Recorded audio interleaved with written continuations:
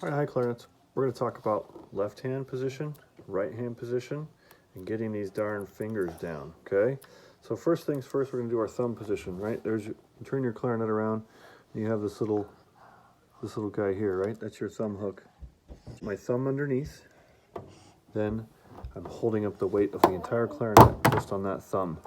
Now I'm going to put it in my mouth, so I'm going to play, right? So I'm going to put my embouchure around it. I'm going to hold it with just my thumb. I don't recommend losing your grip on it like I'm doing. I'm just showing you that I'm just holding it with my right hand on the thumb and on my embouchure. I can play just like that.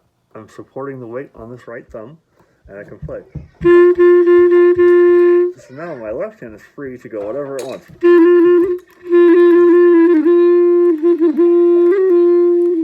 Right? I don't know what I'm doing, but I'm at least supporting the instrument. Okay? So we got to get used to doing that. So don't worry about your fingers. Don't worry about what you're pushing. Thumb, embouchure.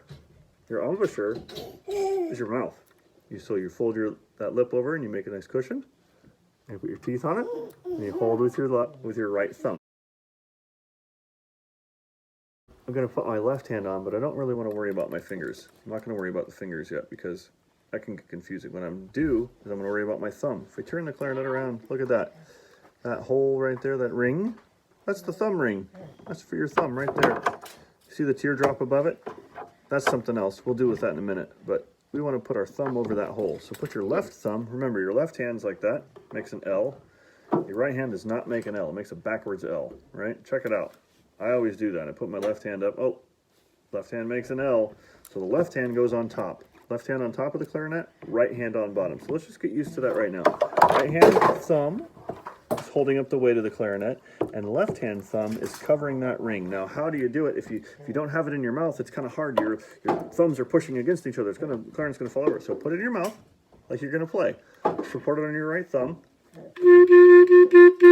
Now just try supporting it that way, and then put your left thumb, feel around for that ring. Oh, there it is. There it is. Okay. So now I'm looking at it. Okay, I know where it is. Okay, all right. So I put it back in my mouth.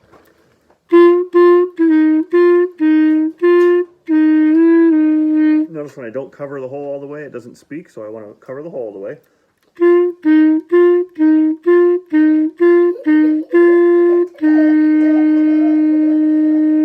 There we go. So now we have both thumbs on it. I'm supporting the weight with my thumb. I'm keeping the clarinet here with my teeth, basically. I'm holding the clarinet like that. Just thumbs. That's it. Check me out. Just the thumb note. That's called F. We're going to learn about more notes in just a second, but now your thumb note is just F. So thumb holds here. Thumb holds the ring. Teeth keep the clarinet from moving anywhere, and look, Mom, no fingers. I'm going to play the clarinet, but I might drop it. Psych, I got my thumbs on it, right? I can take my left thumb off.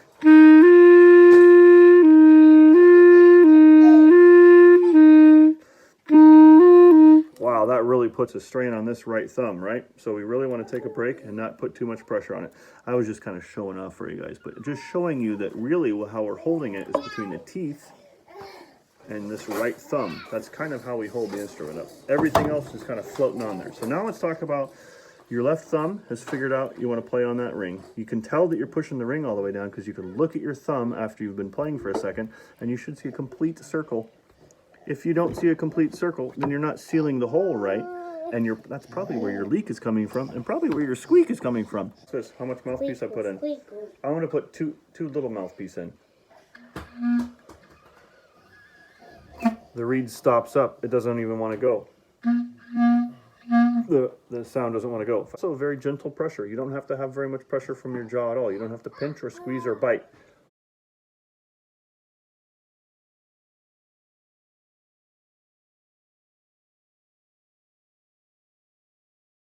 Another reason for squeaks is, check this out.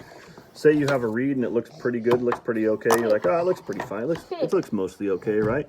Yeah, the reed looks mostly okay, except for... Now I'll see if the thing will focus on it.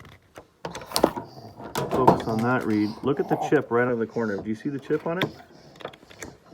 There's a chip right in the corner. I see it. Yeah, barely. That causes this reed to squeak all the time. Just that tiny little nick right out of the side. Guess what this reed? Do you think this reed sounds good?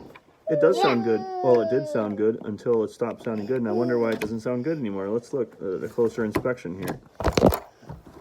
Do you see the chip? Look close. Do you see the chip? Whoa. Can you see it? I see it.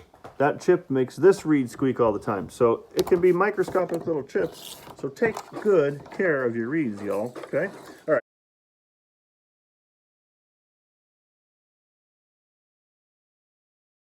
Let's talk about squeaking, because we also want to make sure we're not squeezing any extra notes. Like if I accidentally push this a little bit open, watch what happens. Instant squeak. Instant squeak if I push that teardrop guy and I'm not meaning to. So you don't want to push it when your index finger's right there. You don't want to accidentally push that guy a little bit, because then an instant squeak, okay?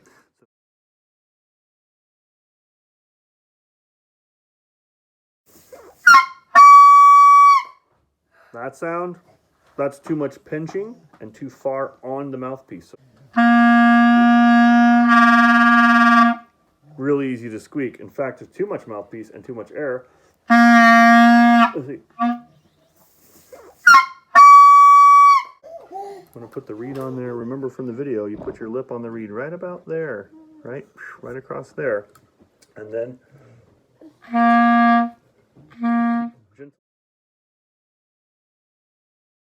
look at them. So we have teardrop, skip it, ring. Cup, skip it, ring. Weird lever thing, skip it, hole. Some people actually have a little bit of a ring there. If you have a ring on there, we'll talk about it next time, but sometimes you have a false ring or something that feels like a ring, but that's actually just a hole. See, we got ring, ring, hole. If you're getting a sound like that, then your ring finger is not feeling. So watch this.